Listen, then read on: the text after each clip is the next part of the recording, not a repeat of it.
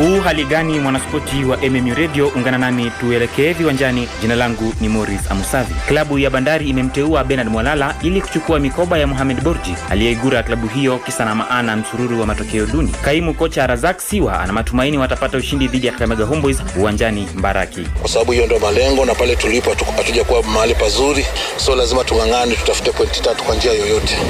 Na tuko home, lazima tutumie advantage ya home.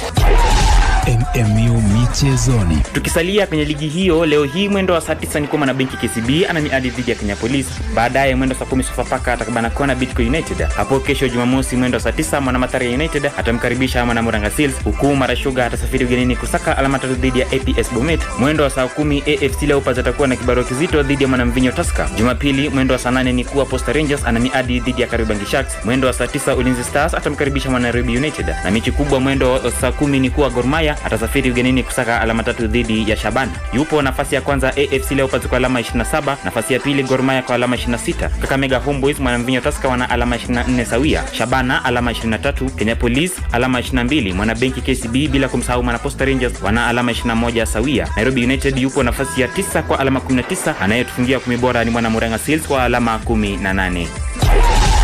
MMU michezoni. Kipute